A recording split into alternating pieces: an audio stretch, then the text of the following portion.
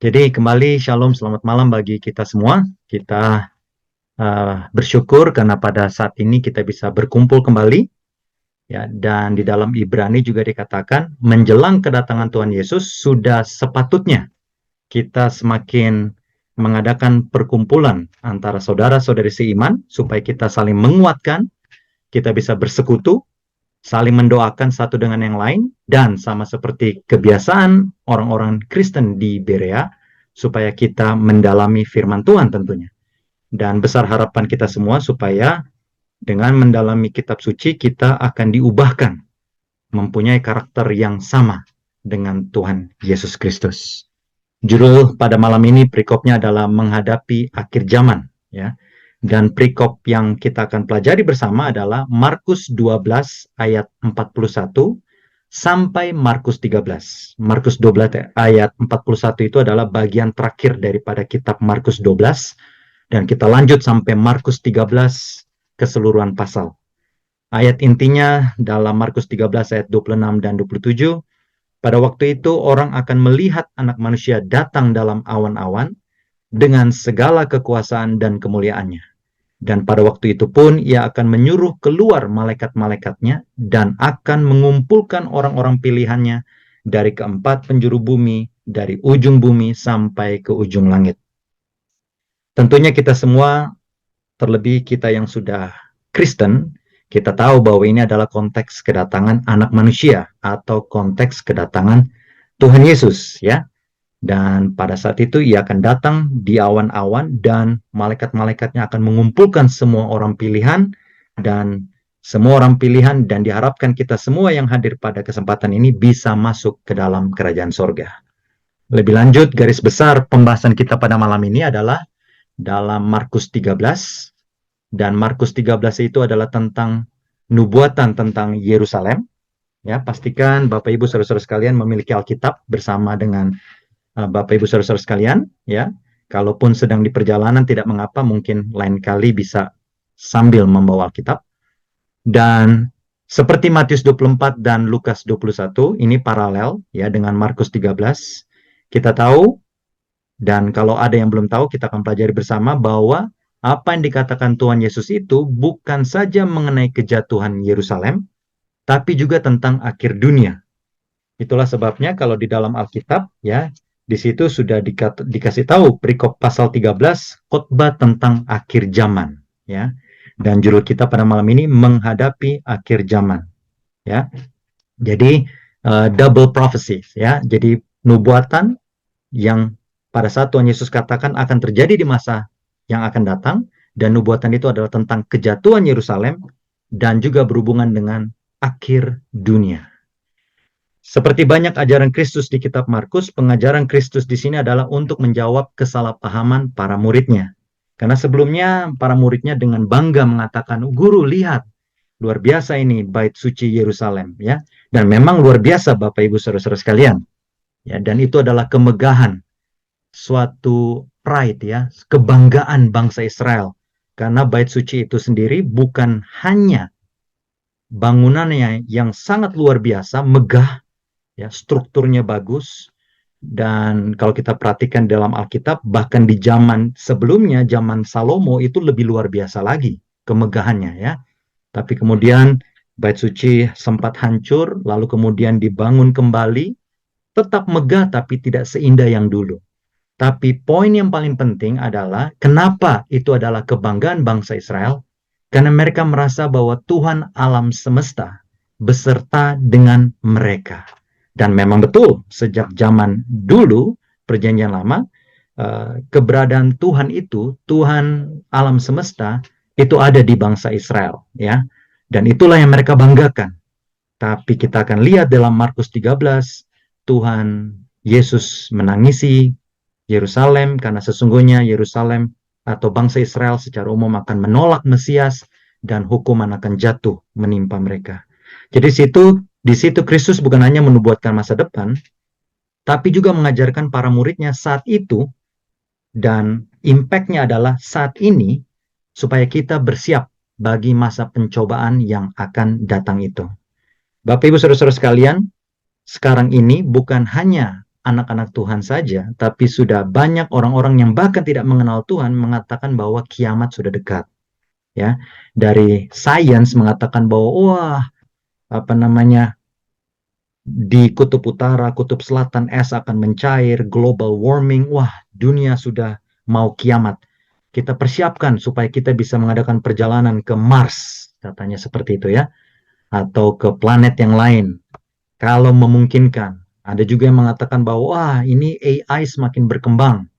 Kalau AI semakin berkembang, nanti mungkin ada saatnya maka kita ini akan diatur, ya, diatur, dikontrol oleh pemerintah. Bukan hanya sekedar dikontrol oleh pemerintah, bahkan film-film yang sci-fi ya, science fiction, ya, itu kita lihat science fiction itu ya seperti Terminator, film-film zaman dulu ya di Hollywood, Terminator atau film-film tentang manusia-manusia buatan itu akan menguasai dunia dan lain-lainnya. Tapi saat ini kita akan fokus pada kitab suci saja ya. Kita lihat apa yang dikatakan oleh kitab suci. Sebelumnya, sebelum masuk ke dalam perikop Markus 13, kita lihat sejenak ya perikop singkat di akhir daripada Markus 12. Itu tentang penata layanan uang. Jadi di situ dikatakan Tuhan Yesus sedang duduk di hadapan orang-orang yang sedang memberikan persembahan. Lalu kemudian diamatilah banyak orang kaya yang memberikan jumlah yang sangat besar. Lalu kemudian ada seorang janda yang memberi 2 peser atau 1 duit. Sangat-sangat minim jumlahnya. Nah, ada beberapa poin yang saya bisa ambil. Nah, Bapak Ibu Saudara-saudara sekalian, ini kita sharing ya. Jadi sekarang saya menjelaskan semua yang ada di dalam Markus 12 ayat 41 sampai Markus 13. Dan di akhir nanti, mari kita saling mengisi ya, kasih insight masing-masing. Dan kalau ada pertanyaan, silakan. Poin pertama, persembahan dan perpuluhan itu sudah lama ditetapkan untuk pemeliharaan bait suci dan para imam. Jadi konsep perpuluhan, konsep persembahan kasih itu bukan ada di zaman modern ini, ya. Karena saya bisa katakan tamaknya oknum-oknum pendeta tertentu, ya, di gereja-gereja tertentu, sehingga banyak orang di luar sana, ya, banyak orang di luar sana yang berpikir bahwa persembahan dan perpuluhan itu adalah akal-akalannya gereja supaya memperkaya diri, supaya para pendeta memperkaya diri, ya. Itu yang terjadi. Ya, tapi di sini jelas dikatakan bahwa kalau kita merujuk kepada kitab Perjanjian Lama, persembahan dan perpuluhan itu sudah lama ditetapkan. Ya. Dan bahkan sebelum ada Nabi Musa, seorang Abraham saja sudah memberikan perpuluhan kepada Melkisedek. Ya, jadi sudah ada ya persembahan dan perpuluhan. Ya, sedikit saja berbicara tentang persembahan dan perpuluhan, Bapak Ibu Saudara-saudara sekalian.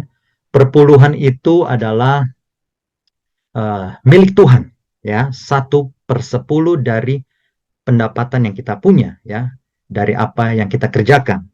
Untuk menunjukkan cinta kasih kita kepada Tuhan, itu lebih kepada persembahan. Ya, ini sekedar pengetahuan kita bersama saja ya. Karena untuk persembahan, Bapak Ibu Saudara-saudara sekalian, tidak boleh diberikan persembahan yang cacat di zaman Nabi Musa. Kalau kita perhatikan aturannya di kitab Imamat. Tapi kalau perpuluhan, dipilihlah pada saat contoh mereka mau memberikan domba atau kambing. 1, 2, 3, 4, 5, 6, 7, 8, 9. Nah, domba ke-10 ditahan untuk Tuhan. Lalu kemudian mulai lagi 1, 2, 3, domba ke-10 lagi ditahan. Tapi kalau persembahan tidak boleh yang cacat, tidak boleh yang timpang. Ya, jadi kembali amaran buat kita semua pada saat kita memberikan perpuluhan kepada Tuhan, berikan 1/10 karena itu memang milik Tuhan. Tapi bukti cinta kasih kita kepada Tuhan adalah melalui persembahan. Ya, ya, kita akan bahas nanti kalau ada bertanya ya. Lalu kemudian di situ kita lihat orang kaya memberi persembahan dengan jumlah besar, berlawanan dengan seorang janda yang memberi 2 peser. Artinya, kalau seseorang memberi dalam kekurangan, Tuhan yang maha tahu, yang bisa menembus hati sanubari kita, yang bisa melihat isi kantong tabungan kita, Tuhan tahu. Kalau kita memberi dalam kekurangan, di mata surga, itu lebih berlimpah. Ya, apalagi kalau kita berikan dengan hati yang sukacita. Tetapi orang-orang kaya tadi di dalam perikop Markus 12 ayat 41 sampai 44, atau bahkan mungkin yang kita lihat di sekeliling kita, kalau ada yang memberikan dengan jumlah yang besar, ingat, Tuhan tahu bahwa di dalam pundi-pundi kantong rumah mereka atau di dalam tabungan mereka masih banyak, aset mereka masih banyak. Tapi kalau apa yang mereka punya dan mereka berikan dalam jumlah apa yang mereka punya itu, nah itulah memberi dalam kekurangan, di mata surga itu sangat-sangat berlimpah. Lalu poin yang berikut juga dikatakan, memberi untuk pekerjaan Tuhan tidak bergantung kepada sikap para pemimpin gereja tempat kita dilayani. Ya, pada saat zaman Tuhan Yesus, ya kalau kita lihat ada banyak penghukuman yang diberikan, yang diutarakan oleh Tuhan Yesus kepada orang Farisi dan ahli Taurat, ya, imam-imam, dan sudah pasti ada yang korupsi.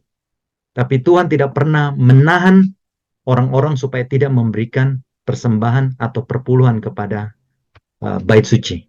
Ya, artinya sekalipun mungkin persembahan atau perpuluhan yang kita berikan itu disalahgunakan oleh mereka, para hamba Tuhan, nah biarlah itu urusan mereka dengan Tuhan. Kita tetap memberikan sebagai wujud rasa terima kasih kita kepada Tuhan. Nah, Bapak Ibu Saudara-saudara sekalian, izinkan saya untuk menarik connect the dots, ya, menarik hubungan antara penata layanan uang dengan kondisi akhir zaman ini.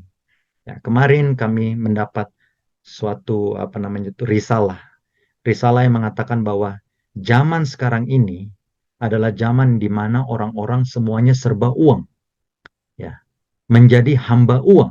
Dan itu jelas di dalam Alkitab 1 Timotius 6 dan banyak perikop-perikop lainnya, bahwa di akhir zaman orang lebih mengutamakan uang dalam segala hal, sehingga mamon menjadi pegangan hidup mereka, bukan Tuhan lagi. Itulah sebabnya orang-orang Kristen, orang-orang anak-anak Tuhan, kita harus tahu bahwa kita diberikan uang itu untuk saling berbagi satu dengan yang lain. Ya, ada tertulis, memang orang-orang miskin akan ada selalu di antara kamu, kata Tuhan. Ya, tapi itu aku berikan supaya kamu juga memiliki rasa iba. Ya, supaya kamu membuka tanganmu lebar-lebar untuk menolong mereka yang susah. Itu di dalam hal menyatakan kasih kita kepada orang lain melalui pertolongan dalam bentuk dana. Atau juga memberikan persembahan kepada gereja, atau membantu hamba-hamba Tuhan, pendeta yang perlu dibantu. Ya, saya tidak berbicara pendeta yang luar biasa kaya, ya. Ada banyak sekarang pendeta yang luar biasa kaya. Tapi ada pendeta-pendeta juga yang sangat miris, ya, di pedesaan, di pedalaman, luar biasa. Saya sudah menemui pendeta-pendeta seperti itu. Atau misionaris-misionaris, ya, yang sibuk mengabarkan Injil di garis garda depan, ya, tempat banyak orang yang tidak kenal Tuhan Yesus, ya, di India, luar biasa. Mereka harus menghadapi penganiayaan di Cina, Korea Utara, luar biasa, ya. Mari kita melayani Tuhan dan sesama menggunakan uang kita untuk kemuliaan Tuhan, terlebih di akhir zaman ini. Karena di akhir zaman ini kebanyakan orang memperkaya diri dan hidup hedonisme, konsumerisme, dan segala sesuatunya hanya untuk menunjukkan jati diri. Nah, ini berhubungan dengan akhir zaman. Kita masuk ke Markus 13. Markus 13 ayat 1 sampai 13, Bapak Ibu Saudara-saudara sekalian bisa membaca Alkitabnya sendiri. Di situ tentang nubuatan kejatuhan Yerusalem, saya sudah katakan di akhir, ini juga paralel dengan nubuatan akhir dunia. Di situ ada sekelompok murid, ya, ada Petrus, Yohanes, Yakobus, dan Andreas. Ya. Mereka ingin tahu apa maksudnya, ya, apa maksud atau kapan waktunya, apa tanda-tandanya bahwa Yerusalem akan jatuh. Dan menariknya Bapak Ibu Saudara-saudara sekalian, di Markus 13 ayat 5 sampai 13, Yesus lebih banyak mengingatkan mereka akan apa yang perlu dihadapi dalam pelayanan mereka saat membentuk gereja mula-mula, yaitu dalam hal pengabaran Injil. Ya, jadi dengan kata lain, Tuhan Yesus mau supaya mereka juga fokus menginjil. Jangan sampai dengan ketakutan mereka akhirnya tidak menginjil. Dan Tuhan Yesus katakan, jangan takut. Memang kamu akan difitnah, kamu akan saling, kalian akan saling menyerahkan, ya. Teman-teman baik kita yang tidak sepaham dengan kita akan menyerahkan kita, Bapak Ibu Saudara-saudara sekalian. saudara-saudara kita, orang tua kita, anak kita, kalau tidak sepaham atau bukan anak-anak Tuhan, sedangkan kita adalah anak-anak Tuhan, mereka akan menyerahkan kita. Luar biasa penganiayaan yang akan datang itu. Jadi kita akan difitnah, ya tidak kenal lagi namanya saudara, ya. Dan bahkan Tuhan Yesus katakan kan, yang pada saat di kesempatan yang lain, siapa ibuku, siapa saudara-saudaraku, yaitu mereka yang melakukan kehendak Bapakku. Jadi Bapak Ibu saudara-saudara sekalian, bila mana kita bersatu hati, ya, dan kita harapkan bisa masuk ke dalam kerajaan surga, kita inilah keluarga sebenarnya di dalam Kristus, ya, bukan hanya sekedar hubungan darah. Walaupun tentunya sampai saat ini saya dan tentunya kita semua harus terus mendoakan saudara-saudari kita, orang tua kita, atau mungkin kerabat kita yang belum menerima kebenaran, ya. Dan di sini dikatakan Roh Kudus akan menuntun kita sehingga apapun yang kita ucapkan jangan khawatir, ya. Bapak Ibu saudara-saudara sekalian tidak harus masuk sekolah teologi untuk mengetahui tentang kebenaran firman Tuhan. Dan itu saya percaya sekali. Karena Petrus dan kawan-kawan, murid-murid Kristus, ya tidak sekolah di sekolah teologi, ya. Itu. Tapi yang menuntun kita semua itu adalah Roh Kudus. Nah, pertanyaannya, seberapa dekatkah Bapak Ibu saudara-saudara sekalian dan saya kepada Tuhan? Apakah Roh Kudus sudah menetap di dalam hati kita atau tidak? Karena sesungguhnya kita menjelang zaman akhir itu kita harus dimeteraikan oleh Roh Kudus. Sehingga bila mana Roh Kudus menaungi kita, ya bukan aku lagi yang hidup, melainkan Kristus yang hidup di dalam aku. Jadi Kristus yang mengatur segala ucapan kita, mengingatkan segala perkataan Yesus Kristus pada saat di dunia ini, sehingga mungkin pengetahuan kita terbatas, tapi bila mana kita mendalami firman Tuhan, rajin bersekutu dengan Tuhan, ya, setiap pagi mendahului hari dengan Tuhan, baca Alkitab, maka Roh Kudus itu akan diam dalam kita, membimbing kita saat kita menghadapi setiap permasalahan. Sehingga orang tidak akan bisa mendapatkan salahnya kita itu apa. Sehingga dibuat-buatlah salah kita itu supaya mereka bisa menjatuhkan kita. Sama seperti apa yang dihadapi oleh guru kita, Tuhan Yesus, ya, tidak dapat salahnya. Akhirnya dibuat-buatlah kesalahan supaya Yesus bisa disalib. Lanjut. Nah, ini semakin dalam nih Bapak Ibu Saudara-saudara sekalian, ya. Pembinasa keji. Markus 13 ayat 14 sampai 18. Semoga kita semua punya Alkitab, ya. Markus 13 ayat 14 sampai 18. Nah, di situ dikatakan Tuhan Yesus bilang, apabila kamu melihat pembinasa keji berdiri di tempat yang tidak sepatutnya, lalu kita baca seterusnya, ya, maka orang-orang yang di Yudea harus melarikan diri ke pegunungan. Bapak Ibu Saudara-saudara sekalian, kalau kita dalami, nah, konteks Markus 13 ayat 14 ini sebenarnya itu paralel, ya.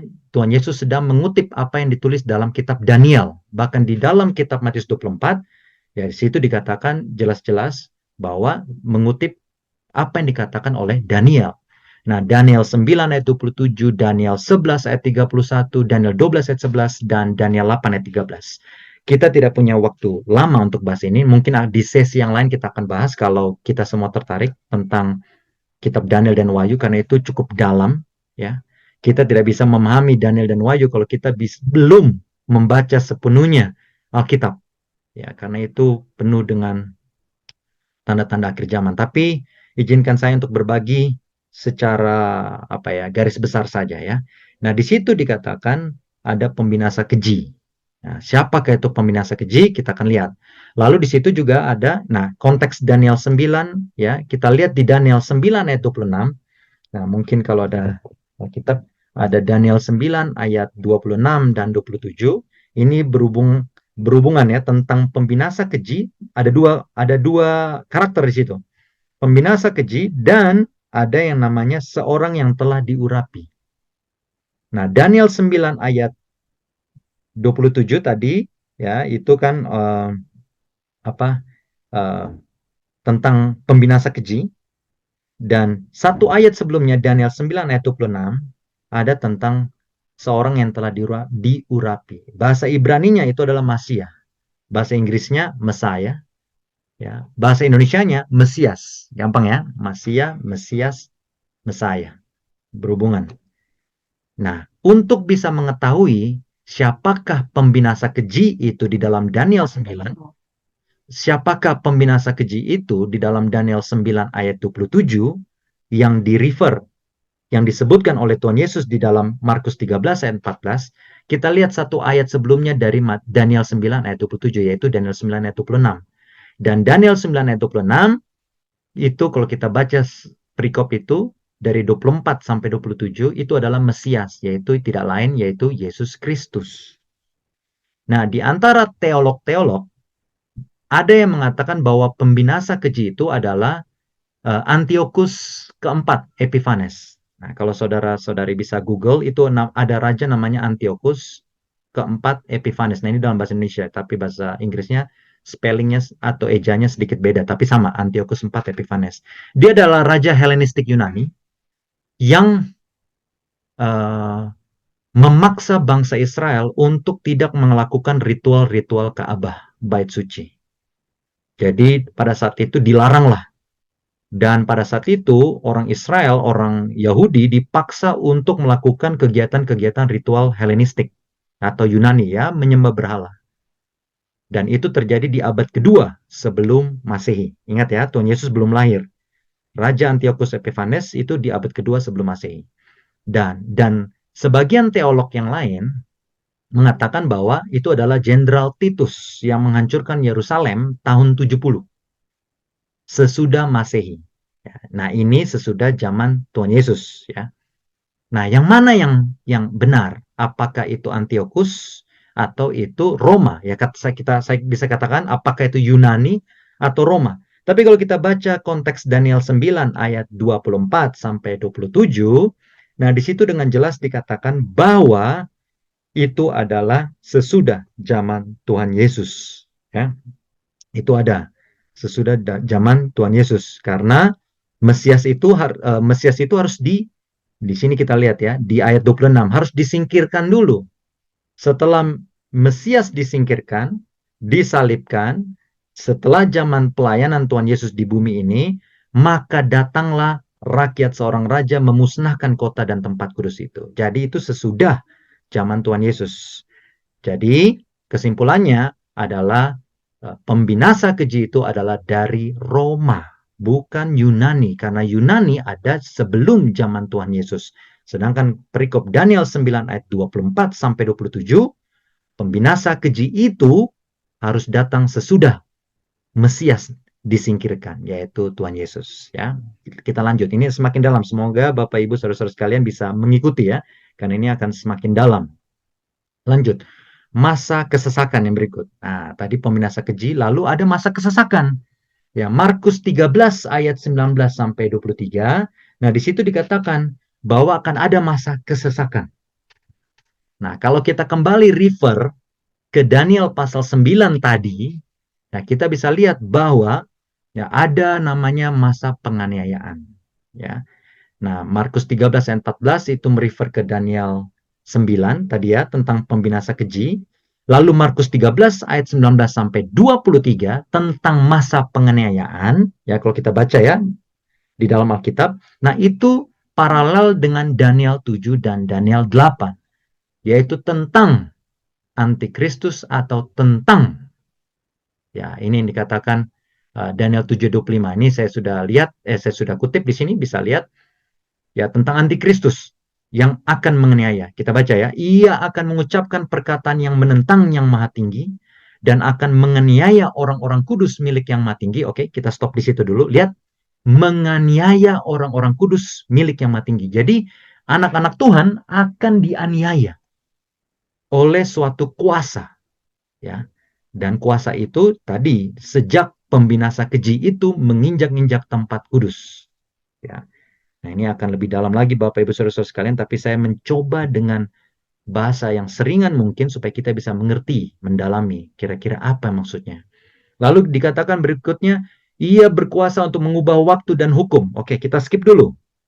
Ya, tapi itu penting. Dan mereka akan diserahkan ke dalam tangannya selama 1 masa, dan 2 masa, dan setengah masa. 1 tambah 2 sama dengan 3, 3 tambah setengah, 3 setengah. 3 setengah masa atau 3 setengah tahun dan Daniel 7 ini adalah perikop nubuatan, itu sama dengan 1260 hari nubuatan. Saudara bisa kalkulasi sendiri. Satu bulan Yahudi itu dibilang 30 hari. Saudara bisa kalkulasi sendiri ya. Itu sama dengan 1260 hari nubuatan. Nah, hari nubuatan menurut bilangan 14 ayat 34 dan Yeskiel 4 ayat 6 itu adalah 1260 tahun.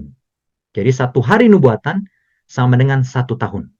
Ya, itu cara kita menghitung matematika Alkitab ya. Bukan saya yang buat, tapi memang sudah ada rumusnya. Saudara bisa lihat bilangan 14 ayat 34 dan Yeskiel 4 ayat 6.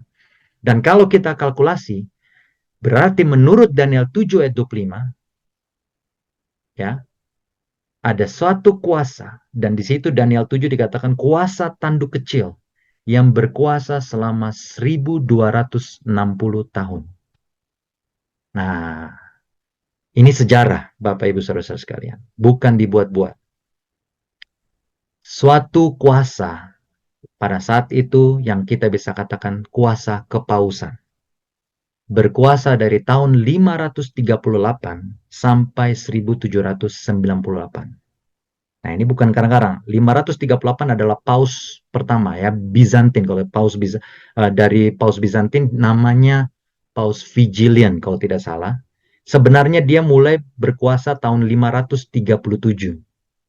Tapi ada 3 negara, Heruli, Vandal, Ostrogot. Negara yang terakhir yang menentang kepausan, Ostrogot masih berkuasa. Sampai tahun 538, Ostrogot benar-benar hilang dari peredaran, ya, artinya tidak diakui lagi sebagai negara, di ban, sehingga saat itulah benar-benar kuasa itu ada. Karena tadinya ada 3 kuasa, 3 negara ya yang menentang kepausan. Ya, tapi sekarang sudah tidak ada. 538 sampai 1798 itu genap 1260 tahun. Dan itu juga nyata. Tadi Daniel 7:25 kita skip penjelasan tentang mengubah waktu dan hukum. Tahukah Bapak Ibu Saudara-saudara sekalian bahwa Gereja Katolik Roma telah mengubah waktu hari Sabat dari hari Sabtu ke hari Minggu. Dan Gereja Katolik Roma juga sudah mengubah hukum. Ya. Hukum keempat ditiadakan, tidak ada lagi ingatlah hari Sabat, tetapi diganti ingatlah hari Tuhan. Dan itu pun ditaruh di hukum ketiga. Ya, dan hukum kedua dihapus dari 10 hukum, yaitu jangan engkau menyembah patung. Ya, jadi hukum kedua itu tidak ada. Jangan menyembah patung itu tidak ada. Jadi setelah hukum pertama langsung loncat ke hukum ketiga, ya begitu selanjutnya. Nah, dan hukum ke-10 itu dibagi 2. Kalau Bapak Ibu Saudara-saudara sekalian tidak percaya, silakan di Google atau silakan lihat atau tanya langsung kepada orang Katolik, lihat mereka punya katekismus, lihat mereka punya buku-buku. Itulah kenyataannya. Dan yang mengubah itu adalah kepausan. Kembali, saya tahu ini adalah hal-hal yang cukup sensitif. Ya, tidak ada maksud untuk menyerang pihak-pihak tertentu, tapi ini adalah yang tertulis di dalam Alkitab, bahwa antikristus itu akan mengubah waktu dan hukum Tuhan, akan menganiaya orang-orang kudus yang milik Yang Maha Tinggi selama 1260 tahun, atau 1 masa, 2 masa, setengah masa. Buktinya apa? Selama 538 sampai 1798, saudara-saudara sekalian bisa Google, bisa lihat di buku sejarah ensiklopedia, itu adalah masa di mana jutaan orang harus mati di tangan gereja. Di saat ini mungkin kita akan berpikir bahwa wah, kaum teroris atau jihadis yang membunuh Membunuh orang-orang Kristen, wah luar biasa. Atau kita bisa bilang, wah luar biasa, banyak orang di luar sana. Israel bom Gaza, bombardir Gaza. Atau kita bisa refer lagi ke sejarah, oh Perang Dunia Pertama, Perang Dunia Kedua, luar biasa banyak yang mati. Tapi itu tidak mengalahkan jumlah kematian yang ada dari tahun 538 sampai 1798. Lebih banyak orang yang mati saat itu dibanding jumlah korban Perang Dunia Pertama dan jumlah korban Perang Dunia Kedua digabung. Silakan Bapak Ibu Saudara-saudara sekalian cek sejarah berdarah 538 sampai 1798. Kenapa 1798 itu menjadi tanda apa harus dibatasi? Sekarang kita bisa lihat, Paus ada, pemimpin gereja Katolik masih ada, mengunjungi Indonesia lagi. Tetapi tahun 1798, Napoleon memerintahkan penangkapan Paus. Nah ini, kita lihat Markus 13 ayat 19 sampai 23. Ayat 20 dikatakan, sekiranya Tuhan tidak mempersingkat waktunya, maka dari segala yang hidup tidak akan ada yang selamat. Ya. Akan tetapi, oleh karena orang-orang pilihan yang telah dipilihnya, Tuhan mempersingkat waktunya. Tahun 1798, Napoleon memerintahkan penangkapan Paus di bawah Jenderal Berthier, kalau tidak salah, seingat saya. Dan itu genap, ya, 1260 hari nubuatan. Ya. Munculnya reformasi gereja Protestan memang mengurangi api penganiayaan. Kita tahu muncullah yang namanya Martin Luther. Ya, dan sampai sekarang ini kuasa tanduk kecil itu ya tadinya sempat diberhentikan oleh Napoleon. Ya, sekian lamanya Paus tidak berkuasa kembali di Eropa. Tetapi sekarang kuasa tanduk kecil itu berkuasa kembali. Nah, ini mungkin kita akan bahas di lain kesempatan ya. Karena ini dalam, cukup dalam. Ya, bukan sekedar bicara saja atau memfitnah. Saya tidak mau ada kebohongan atau fitnah keluar dari mulut saya, tapi inilah sejarah. Ya. Dan di Markus 13 ayat 21 sampai 23, Tuhan Yesus juga mengajarkan bahwa ada nabi palsu, ada Kristus palsu yang akan menjamur sebelum kedatangan Yesus Kristus. Makanya ada banyak ajaran-ajaran palsu yang tidak alkitabiah. Ya, ini contoh di sebelah kanan dikatakan apa? Gay, lesbian, straight, bisexual, transgender. Ya, semuanya itu it doesn't matter. Tidak ada masalah. I am part of God's diversity. Saya bagian dari keseragaman, keberagaman yang Tuhan tetap kasihi gitu loh. Itulah sebabnya ya bukan suatu kebetulan juga ya Paus yang tadinya sempat sepertinya menolak, tetapi sejak seingat saya akhir tahun yang lalu mengatakan bahwa ya who am I? Siapa kita? Tuhan tetap mengasihi LGBTQ. Sehingga itu membuka pintu surga. Sehingga bila mana mereka kaum gay, lesbian, transgender mengasihi Tuhan, siapa kita yang bisa menghalangi mereka untuk masuk ke dalam kerajaan surga? Kasih Tuhan juga merangkul mereka. Luar biasa. Ya, kasih cinta kasih Tuhan seperti ini ya. Tapi sayangnya Bapak Ibu Saudara-saudara sekalian itu tidak sesuai dengan firman Tuhan. Karena ada banyak di dalam firman Tuhan yang mengatakan bahwa seorang banci, seorang yang tidur dengan laki-laki, laki-laki dengan laki-laki, itu adalah kekejian bagi Tuhan. Dan Tuhan yang sama dahulu, sekarang, sampai selama-lamanya tidak akan menerima kekejian itu di surga nanti. Itulah sebabnya apa yang dipandang baik oleh manusia, ya itu belum tentu baik di hadapan Tuhan. Itulah sebabnya Bapak Ibu Saudara-saudara sekalian, saya mengimbau kita semua untuk kembali membaca Alkitab. Back to the Bible and to the Bible only. Apa yang kita pikir baik belum tentu baik. Ya. Yesaya 5:20 katakan ya, hati-hati yang mengatakan terang itu gelap, gelap itu terang. Jadi baik diputar menjadi jahat, jahat menjadi baik. Bila mana kita menghampiri kaum LGBTQ untuk menyuarakan ayo bertobat, maka kita dianggap sebagai mengutarakan hate speech atau benci kepada mereka. Tidak. Ya. Walaupun ada orang yang mengaku sebagai perwakilan Tuhan, kita lihat apakah betul orang itu berkata sesuai dengan firman Tuhan atau tidak. Yesaya 8 ayat 20 mengatakan bahwa kalau ada orang yang tidak mengatakan apa yang di dalam Alkitab atau mengatakan sesuatu yang bertentangan dengan firman, itu tidak ada terang. Ya, cuma ada dua kuasa, terang dan gelap. Kalau saudara-saudari dan saya tidak merepresentasikan terang, maka kita merepresentasikan kegelapan. Semoga tidak ya. Jadi cuma ada dua kuasa ini. Semoga kita semua tetap berada di dalam terang. Kedatangan Yesus Kristus yang kedua, Markus 13 ayat 24 sampai 32. Nah, bagian akhir dari Markus 13 mengenai kedatangannya yang kedua kali nanti. Jelas, karena ada tanda-tanda di langit ya. Matahari menjadi gelap, bulan menjadi bintang-bintang berguguran, dan lain tanda-tanda di langit. Nah, ini bukan tentang Yerusalem, ya, tapi tentang kedatangan Kristus yang kedua kali, bukan tentang kejatuhan Yerusalem. Dan kita bisa ambil perikop-perikopnya, ya, apa yang akan terjadi di akhir zaman nanti pada saat kedatangan Yesus, ya. 1 Tesalonika 4 ayat 13 sampai 18, 1 Korintus 15, bahwa akan ada kebangkitan orang-orang benar yang sudah mati, ya. Kalau orang yang berdosa dan tidak bertobat dan mereka sudah mati, mereka tidak bangkit, ya, belum bangkit. Nah, nanti ada yang namanya kebangkitan kedua. Nah, itu untuk dihukum. Itu ada di dalam kitab Wahyu. Tapi sekarang ini kita kerucutkan dulu bahwa nanti pada saat kedatangan Yesus ada kebangkitan orang benar. Ada reuni besar, Bapak Ibu Saudara-saudara sekalian. Kita akan menjumpai saudara-saudara kita yang mati dalam kebenaran dan kita akan reuni dengan mereka. Makanya sekarang kalau ada orang meninggal, orang yang benar meninggal, jangan, ya, kita sedih betul, tapi Paulus katakan jangan seperti orang yang tidak ada iman, seperti orang yang tidak punya pengharapan, ya kan? Jangan. Karena mereka mati diistirahatkan oleh Tuhan supaya kita nanti bisa bertemu dengan mereka kembali pada saat kedatangan Tuhan Yesus itu.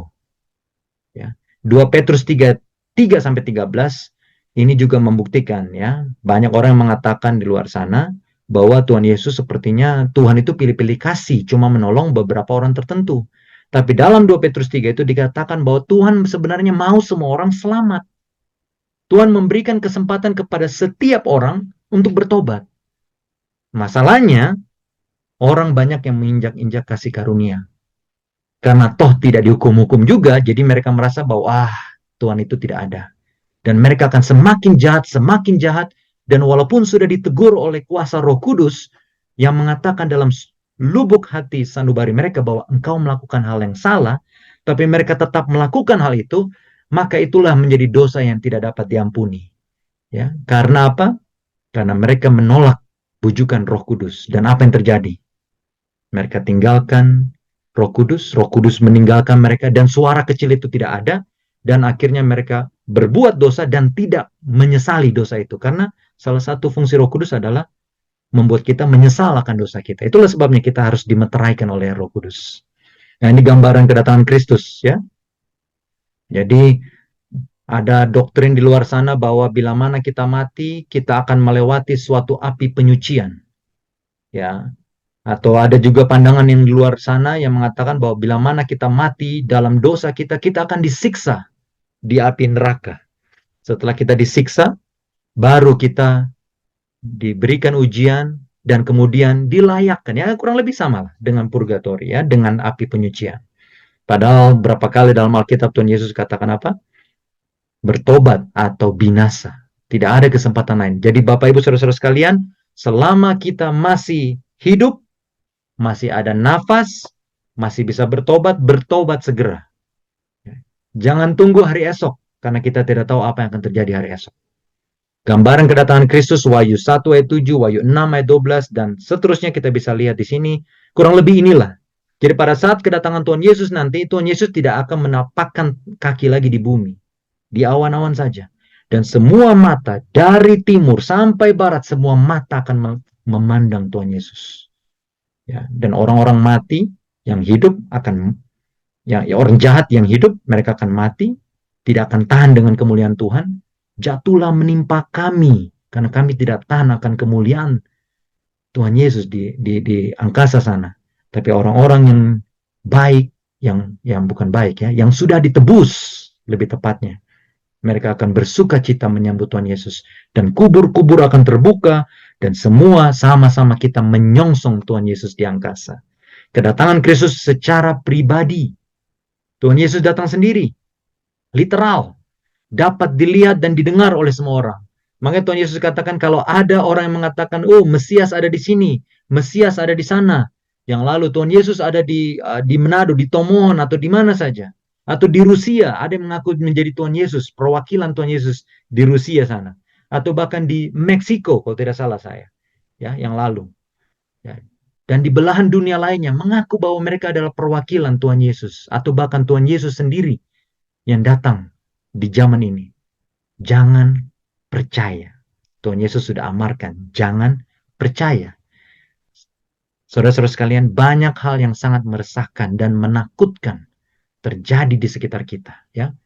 Ada pergerakan LGBTQ, kita tahu menjamur di mana-mana.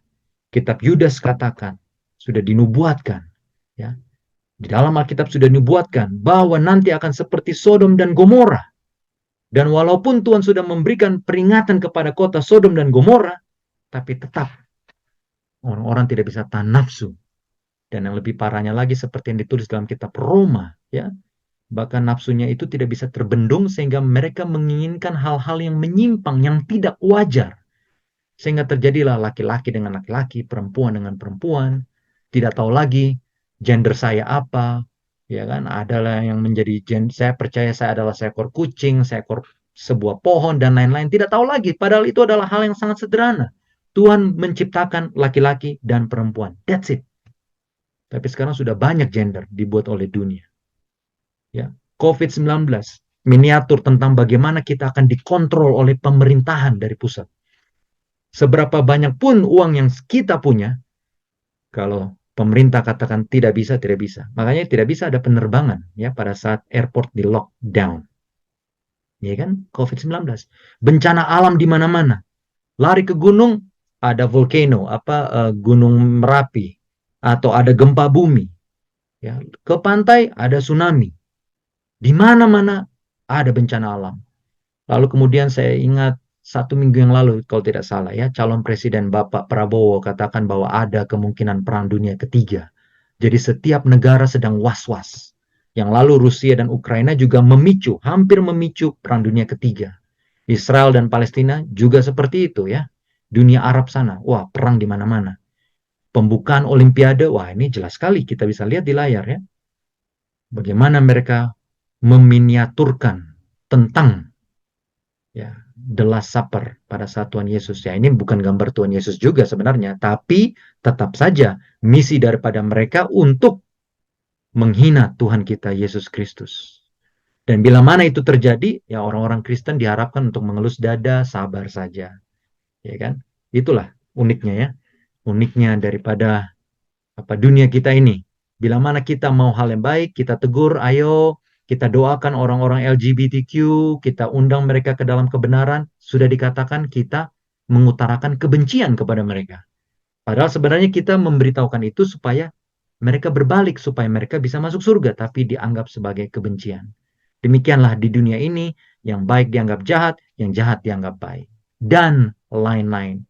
Tuhan Yesus akan datang segera, Bapak Ibu Saudara-saudara sekalian. Tanda-tandanya sudah jelas.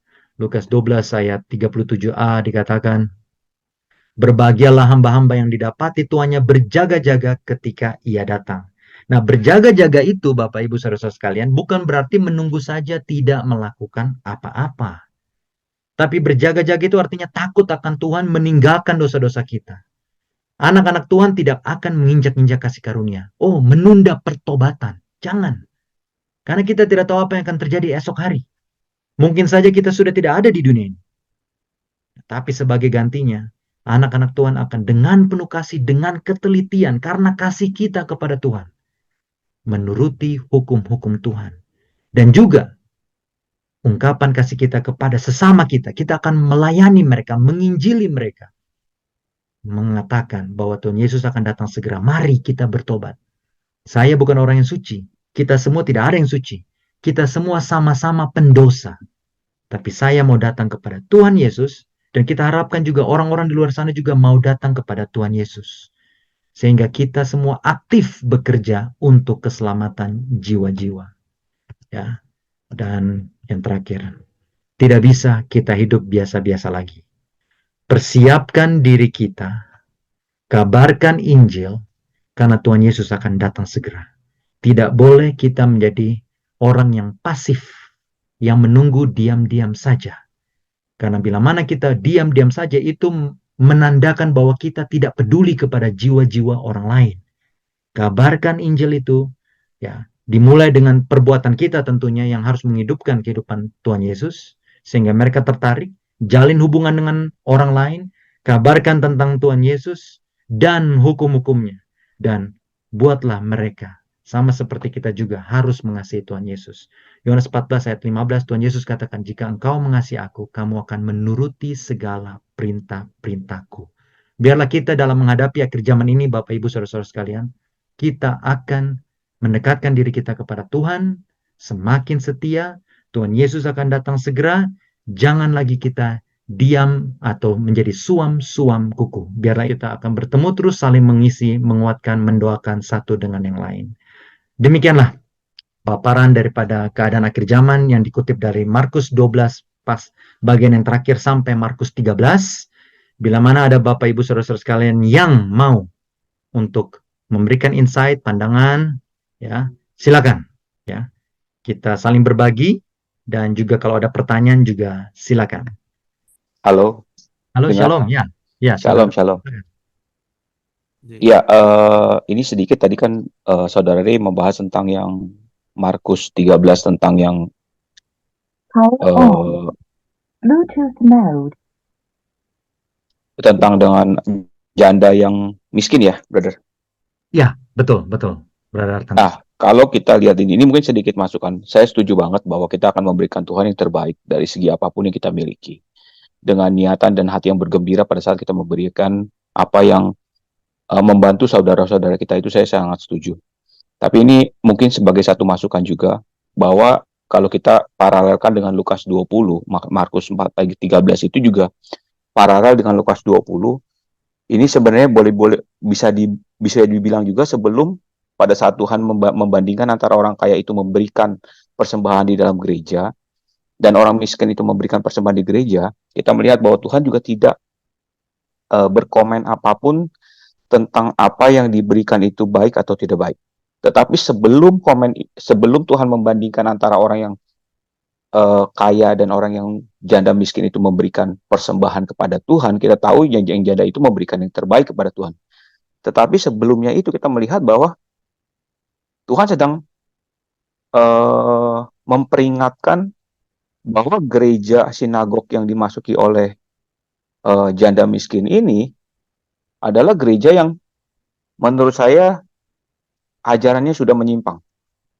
Karena Tuhan memperingatkan di situ untuk berhati-hati terhadap guru-guru yang mengajarkan hukum-hukum Tuhan, yang sebenarnya dia bukan untuk memberikan kemuliaan kepada Tuhan, tetapi untuk memujikan diri sendiri, untuk mendapatkan pujian di tempat-tempat umum, untuk mendapatkan kedudukan yang baik di dalam sinagog. Seperti itu kira-kira yang dibicarakan oleh Tuhan. Sehingga kalau saya melihat di sini, bahkan orang-orang kaya itu tidak membantu, bahkan gereja itu sendiri tidak membantu janda yang miskin ini. Bisa dibilang Tuhan juga sedang menyindir gereja ini, bahwa gereja ini, bait Allah ini terkorupsi. Makanya setelah ayat itu terjadi, perikop berikutnya pada saat murid-murid Tuhan itu memuji tentang kemegahan bait Allah itu, Tuhan bilang bait Allah ini akan dihancurkan. Itu akan menjadi pertanyaan juga, kenapa bait Allah ini dihancurkan?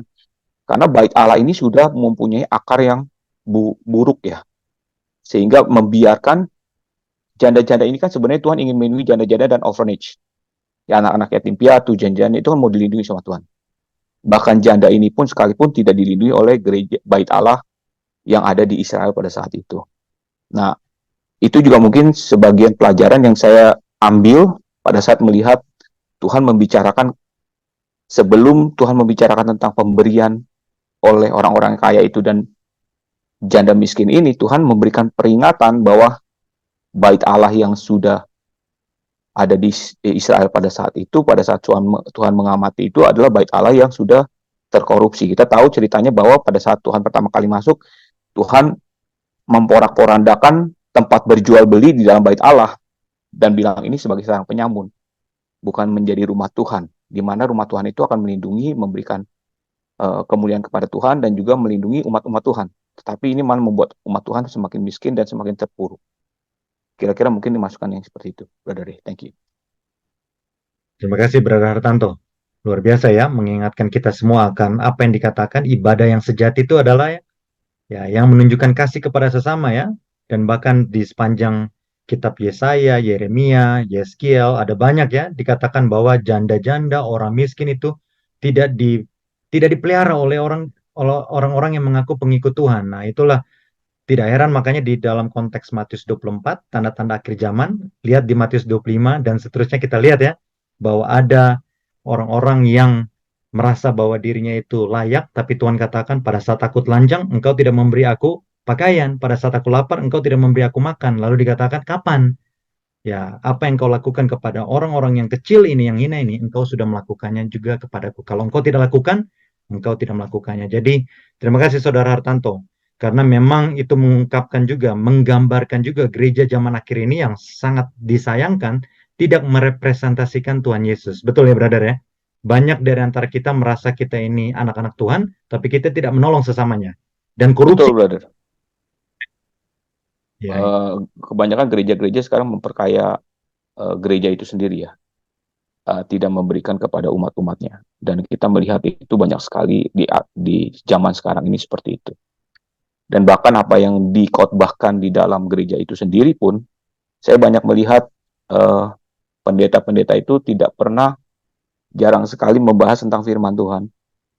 Tapi mereka berkelakar, berkomedi, ataupun membuat satu entertainment yang dimana itu akan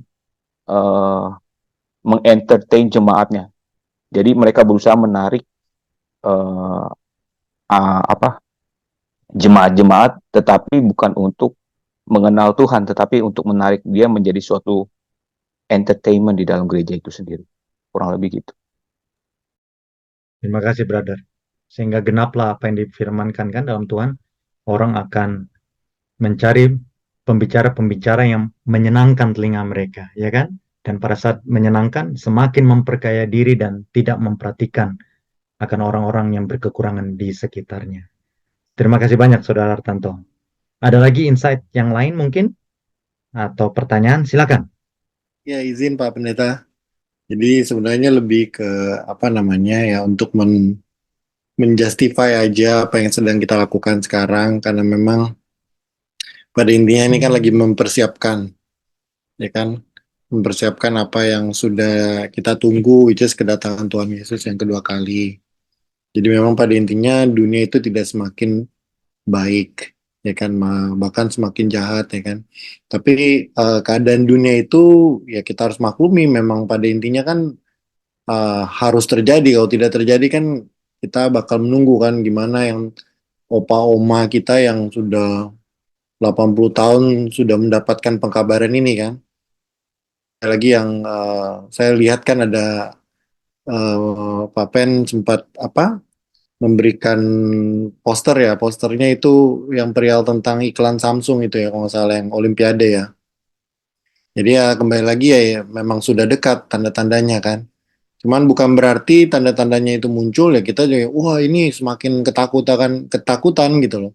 Karena sempat tadi kita share ya Pak Pen ya bahwa apa namanya dengan adanya pembukaan Olimpik itu saya lihat semua atlet-atlet yang khususnya yang memang benar-benar berteguk lutut pada saat mereka melakukan apa aktivitas sport tersebut dan memenangkan medali, mereka memuji dan memuliakan nama Tuhan.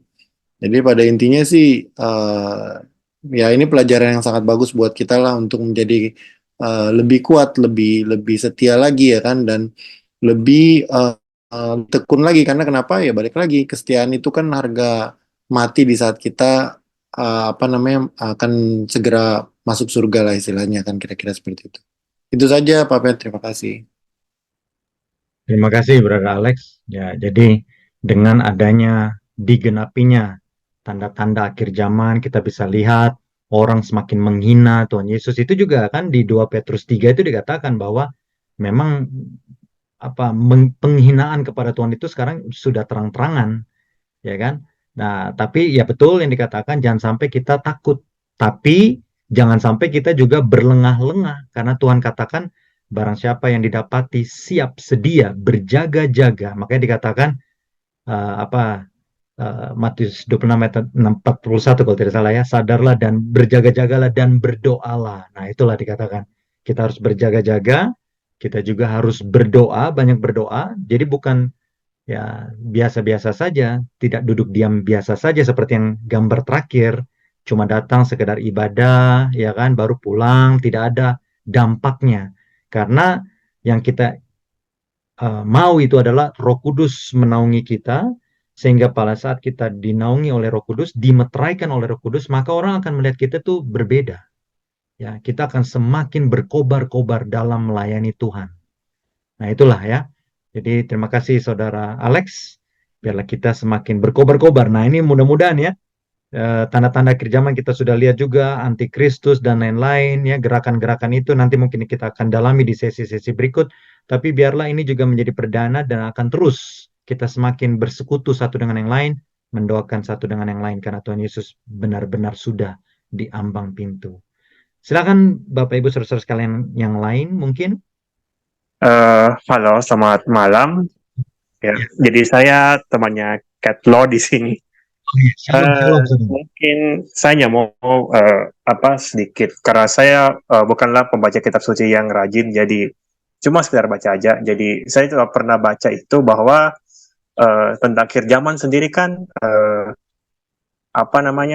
katanya hanya Bapa yang tahu, bahkan anak pun tidak tahu begitu. Jadi sekalipun banyak tanda-tanda, saya ya sudah begitu sebenarnya begitu. Dan seperti yang tadi ya Pak Ren tadi katakan ya, bahwa yang tertulis itu adalah yang sekarang kita mungkin sudah terbukti yang terjadi itu adalah, oh ya berarti kitab suci itu benar begitu.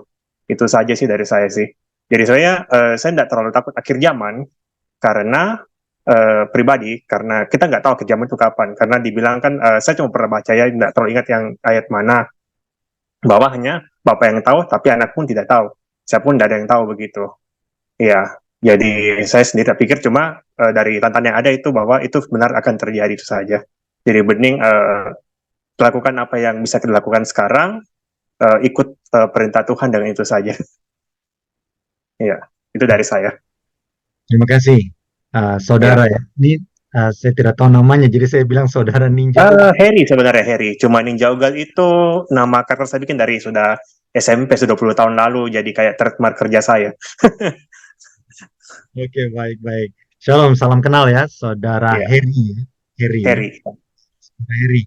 Ya, memang Tuhan Yesus katakan cuma Bapa di surga yang tahu ya. Salah satu poin penting yang kita bisa lihat adalah Tuhan Yesus mau supaya kita siap sedia setiap saat. Itu poin pentingnya. Ya, siap sedia setiap saat. Tapi Tuhan Yesus tidak tinggalkan begitu saja. Tuhan Yesus tetap kasih tanda-tandanya seperti apa. Dalam kemahatauan Tuhan, ya sebenarnya Tuhan Yesus tahu. Ya, tapi dalam hal kemanusiaannya, dan ya itu juga bisa kita lihat dalam Kisah Para Rasul 1, bahwa hal itu tidak penting bagi kata Tuhan Yesus kepada murid-muridnya. Yang penting kamu harus berjaga-jaga, bersedia setiap saat. Yang paling penting apa pekabaran kedatangan Tuhan Yesus itu bagi kita apa? Jangan sampai kita cuma saya tidak takut, ya. Tadi saudara Alex juga bilang begitu, betul. Tapi harus ada sesuatu yang kita lakukan, yaitu mendekatkan diri kita kepada Tuhan dan mengamarkan kepada orang lain tentang kedatangan Tuhan Yesus itu sendiri, sehingga itu akan mengubah kita menjadi lebih dekat kepada Tuhan, pastinya. Ya, saudara Harry. Terima kasih, saudara Harry. Ini saya lihat saudara Hartanto juga open mic ya. Bagaimana? Brother, mungkin sedikit saya tambahkan kalau boleh. Silakan. Semakin saya ini ya buat saya juga dan juga buat saudara-saudara seiman, semakin saya membaca firman Tuhan, semakin bahwa firman Tuhan itu bukan hal yang untuk dipermainkan. Artinya firman Tuhan itu sudah ada. Seperti saudara Ray bilang, hukum-hukum Tuhan dan persepsi-persepsi Tuhan itu adalah hal yang kekal, yang kita tidak bisa rubah sembarangan. Jadi banyak sekali kalau saya melihat, saya semakin baca firman Tuhan, saya semakin takut. Dalam arti kata takut, saya takut saya melanggar firman Tuhan. Itu yang saya takutkan. Bukan takut, memang Tuhan sudah berjanji kepada kita bahwa Tuhan akan memberikan kehidupan kekal bagi orang yang percaya. Tapi kalau kita sebagai orang yang ignorance, artinya mengabaikan apa yang sudah difirmankan di dalam firman Tuhan, kita tidak membaca dengan tekun apa jalan pikiran Tuhan, apa yang Tuhan mau, apa yang Tuhan tidak mau. Ada kemungkinan besar kalau saya mengandalkan pikiran saya dengan apa yang saya baca dan tidak mau memahami dan memaksakan diri saya untuk mengerti pikiran Tuhan, ada kemungkinan besar saya akan gagal untuk memahami apa yang Tuhan pikirkan. Ada kemungkinan besar karena dunia ini berusaha meyakinkan bahwa banyak juga LGBT yang Kristen. Nah, kita bisa tersesat kalau kita tidak mengerti jalan pikiran Tuhan. Nah, itulah yang kenapa mohon maaf, tapi membaca firman Tuhan itu udah menjadi satu makanan buat kita. Yang dimana kita nggak boleh tidak makan. Kayak kita setiap hari kan harus makan pagi, siang, sore. Kalau kita tidak makan, tubuh jasmani kita pasti mati. Sama halnya kalau kita tidak makan firman Tuhan, tubuh rohani kita juga akan mati. Dalam arti kata mati, tidak ada terang lagi di dalam kehidupan kita, karena kita akan diberikan makan oleh gelap setiap saat. Pikiran-pikiran dunia itu akan masuk ke dalam pikiran kita, di mana internet itu akan lebih banyak memberikan masukan kepada kita. Dan cilakanya lagi, badan kita yang sudah terkorupsi ini, kita punya flash daging ini, cenderungnya ngikutin dunia. Ini yang menjadi musuh besar kita juga, yaitu badan kita sendiri. Nah, yang saya takutkan itu adalah banyak sekali orang bilang dia Kristen, tapi berpihak kepada hal-hal yang tidak diinginkan oleh Tuhan. Sehingga hukum Tuhan itu sudah diubah. Nah, yang saya mau lebih dalamkan lagi, Brother Ray, hukum yang diubah itu seperti contohnya pernikahan sudah dirubah. Pernikahan harusnya lelaki dengan perempuan sudah dirubah menjadi lelaki yang lelaki, perempuan dengan perempuan sudah oke. Dan hukum misalnya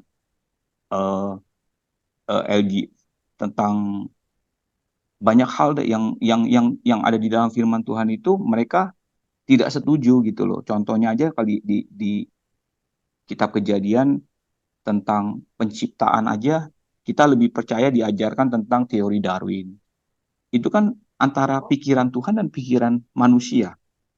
Nah, kalau kita tidak mengerti pikiran Tuhan itu seperti apa, seberapa kita harus percaya dengan firman Tuhan, pasti kita akan memilih jalan pikiran kita dan yang sejalan dengan pikiran dunia. Itu yang saya takutkan sih sebenarnya. Thank you. Ya, terima kasih Saudara Hartanto ya. Jadi kembali, jadi Bapak Ibu Saudara-saudara sekalian, betul yang dikatakan oleh Saudara Hartanto. Jadi di satu sisi memang kita jangan takut berlebihan. Karena bila mana saya pribadi melihat sesuatu tanda-tanda akhir zaman, gereja sudah mensahkan hubungan antara laki-laki dengan laki-laki, ya saya tidak, ini bagaimana tidak kaget, karena itu memang sudah dinubuatkan. Nah, di sisi lain, ya saya jadi ingat 1 Korintus 10 ayat 12 ya, bila mana kita berpikir bahwa kita teguh berdiri, nah hati-hati, disitulah saat kejatuhan kita. Jadi memang kita harus waspada. Makanya Tuhan Yesus katakan kan, berjaga-jagalah dan berdoalah. Dan bahkan dalam kitab Ibrani itu, sama kedatangan Tuhan Yesus itu sama seperti Yom Kippur atau hari pendamaian. Hari pendamaian itu Bapak Ibu Saudara-saudara sekalian, sebelum imam besar itu keluar dari bilik maha suci, nah itu kita harus tahu bahwa kita semua diminta untuk berdoa, berpuasa, dan benar-benar bertarak, artinya menguasai diri. Artinya apa? Yang tadi Saudara Tanto katakan, nah, kalau kita dekat dengan Tuhan, Roh Kudus menaungi kita, diam bertahta di dalam hati kita, maka terus terang, maka kita akan takut untuk berbuat dosa. Dan dalam kitab Ibrani dikatakan, orang-orang yang sudah mengecap karunia daripada Tuhan, sudah tahu tentang kebenaran, tapi kita menganggap enteng kebenaran itu, lalu kita tidak lakukan kebenaran itu, hati-hati. Maka Roh Kudus itu akan meninggalkan kita dan kita akan menjadi di dalam suatu keadaan yang lebih parah daripada bahkan orang-orang yang tidak mengenal Tuhan. Jadi hati-hati bagi kita semua. Ya, ini warning buat kita semua, termasuk saya. Ya, karena kalau kita tahu Tuhan Yesus sudah mau datang segera, ya makin dekatlah kita kepada Tuhan. Makanya saya terus terang Bapak Ibu Saudara-saudara sekalian, saya feel guilty. Saya merasa, kayak merasa berdosa karena sudah hampir 1 tahun saya tidak adakan namanya pertemuan ini ya, untuk saling mengisi satu dengan yang lain, karena ini adalah sarana rohani juga buat kita semua. Ada beberapa dari kita, Saudara Hartanto pernah bilang, Saudara Grady pernah bilang, ada Ibu Meti yang lain juga ada pernah bilang bahwa, nah ini bagus juga untuk saling menguatkan, saling mengisi, ya kan, besi menajamkan besi sesamanya. Jadi kita saling mengisi untuk menyadarkan bahwa, ya Tuhan Yesus sudah di ambang pintu. Bagaimana dengan Anda? Bagaimana dengan saya? Bagaimana dengan kita semua. Tadi kita sudah ditegur, kita tahu kebenaran, kita tahu hukum-hukum Tuhan, tapi apakah kita peduli dengan sesamanya? Tadi kan saudara Tante sudah katakan kan, dan itu semua dari firman Tuhan. Makanya Matius 25 katakan, engkau seperti hidup benar, tapi engkau tidak peduli kepada sesamanya, tidak masuk surga juga. Nah, di sisi yang lain, ada kelihatan orang-orang tertentu atau gereja-gereja tertentu yang kelihatannya luar biasa kasihnya, mengasihi sesama. Ya, bahkan kebablasan saya bisa katakan.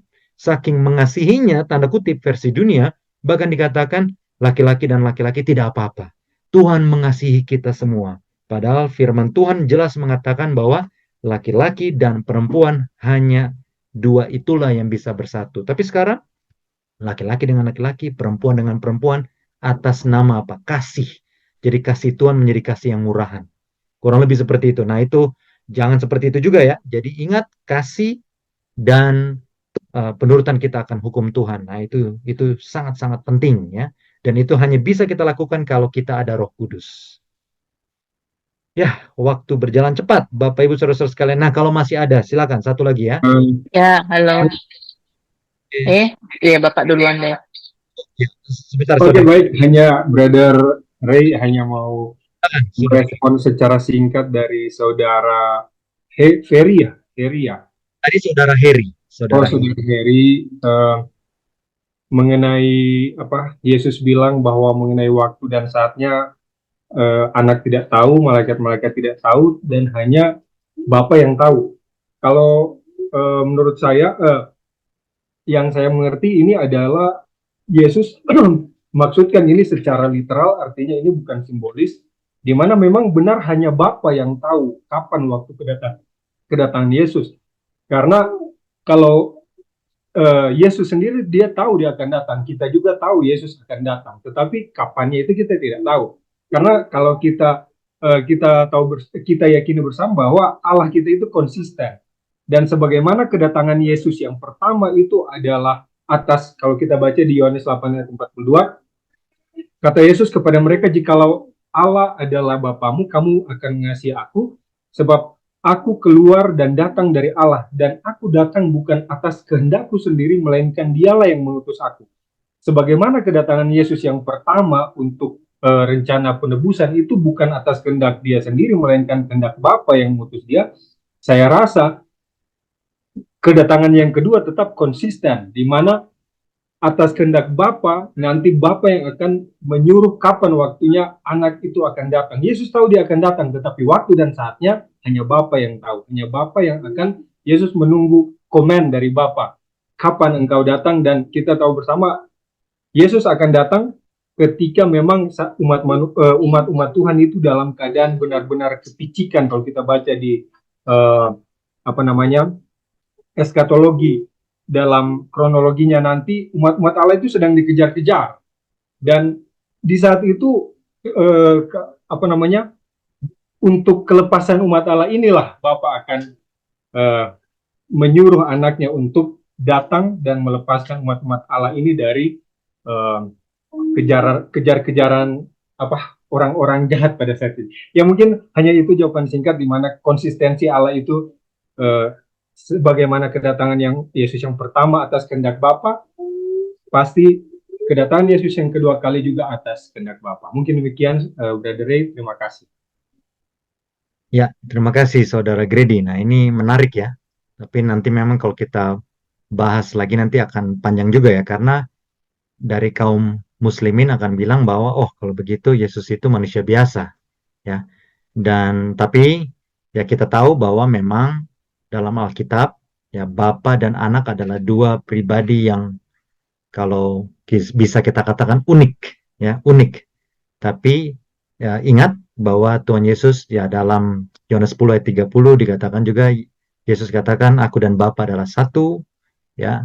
Tapi memang pada saat Tuhan Yesus disalib bukan Bapa yang disalib. Nah, tapi ini memang lebih dalam lagi Bapak Ibu Saudara-saudara sekalian ya. Tapi apapun itu, poin penting yang dikatakan oleh Saudara Grady adalah betul apa yang dilakukan oleh Tuhan kita Yesus Kristus itu adalah dari kehendak Bapa. Ya, dari kehendak Bapa. Dan itulah sebabnya Yohanes 3:16, karena begitu besar kasih Allah akan dunia ini, Ia mengaruniakan anaknya yang tunggal. Poinnya adalah Bapa mengasihi kita sudah melakukan segala sesuatunya, ini poinnya ya, sudah melakukan segala sesuatunya untuk kita, bahkan harta terbesar di surga, yaitu anaknya sendiri sudah diberikan kepada kita. Ya, lalu apa tindak tanduk kita? Apakah kita cuma menerima saja tanpa berterima kasih dalam hal mendekatkan diri kita kepada Tuhan? Nah, biarlah kita semakin mendekatkan diri kita kepada Tuhan ya. Saudari Kat, silakan, tadi ada mau bicara, Saudari Kat, sebelum kita tutup mungkin. Silakan. Ya, halo. Nah, saya cuma mau bertanya ya, seperti statement-statement sebelumnya tadi itu, ya seperti yang saudara tahu lah ya, saya itu favorit saya nih yang lagi dibahas sebenarnya ini. Kitab Daniel dan Kitab Revelation. Dan kita tahu kan Kitab Daniel Revelation itu sebagian besar itu tentang antikristus, tentang akhir dunia. Nah, tapi yang saya pengen tahu tuh sebenarnya untuk apa sih Tuhan memberitahu kita semua ini tentang antikristus, tentang akhir zaman, itu untuk apa? Kenapa harus diberitahu? Baik, thank you Saudari Kat. Silakan, ada yang mau menjawab sebelum saya coba jawab? Oke, apa gunanya Tuhan kasih nubuatan-nubuatan ini ya? Ya, Saudara Hartanto sudah open mic, silakan. Iya, kalau saya contoh aja, kalau anak-anak kita kan mau keluar, dia bisa tertipu oleh orang yang di luar kan. Supaya kita tidak tertipu dan tidak tersesat. Makanya Bapak kita kasih tahu apa yang akan terjadi. Sehingga makanya itulah yang tadi yang saya bilang, betapa pentingnya kita belajar firman Tuhan. Supaya kita tahu pikiran orang tua kita. Bahkan kalau kita lihat dari keluarga saja, anak-anak sering membenci orang tuanya karena dia tidak tahu jalan pikiran orang tuanya. Dan mereka lebih percaya kepada temannya ataupun masyarakat dan memusuhi orang tuanya. Saya percaya bahwa Tuhan takut kita melanggar firman-Nya. Karena kalau kita melanggar firman-Nya, akan menjadi dosa, transgression. Sehingga Tuhan memberikan semua isi hatinya, pikirannya. Yang notabene adalah firman Tuhan itu adalah anaknya sendiri. Tuhan Yesus kan firman. Makanya dia beritahukan kita semua sampai masa depan. Supaya kita tidak disesatkan oleh pikiran dunia. Contoh misalnya, nanti di akhir zaman kamu bakal ke Mars loh. Salvation kamu ada di Mars loh. Tapi kan tidak seperti itu. Bahtera kita kan Tuhan Yesus Kristus.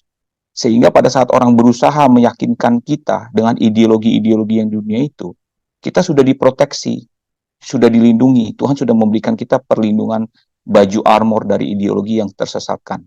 Kurang lebih seperti itu, brother. Terima kasih, Brother Tanto.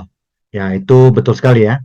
Jadi memang di dalam kitab Wahyu itu kesannya ditutupi, padahal arti daripada Wahyu itu sendiri adalah disingkapkan atau sesuatu yang tertutup tapi kemudian dibukakan. Tapi seperti tadi saya bilang di awal, bahwa kitab Daniel dan kitab Wahyu itu kita tidak mungkin bisa pahami kalau kita tidak membaca Alkitab, kitab-kitab yang maksud saya kitab Taurat contohnya ya, kitab Taurat dan lain-lain ya.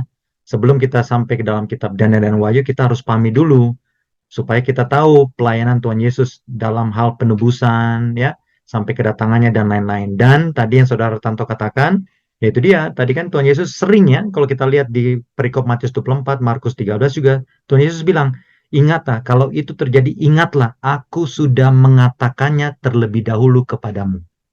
Ingat, Tuhan Yesus selalu bilang kayak begitu.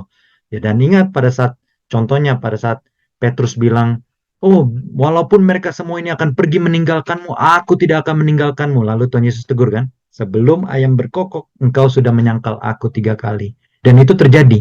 Pada saat Petrus mengingat, nah, itulah yang dibilang Tuhan Yesus, kurang lebih seperti itu. Dan itu terjadi, baru murid-murid, makanya kan murid-murid sudah dikasih tahu bahwa aku akan menderita, aku akan diserahkan kepada, Tuhan Yesus sudah bilang sama mereka tentang kematiannya. Tapi mereka tidak ngeh bahasa sekarang.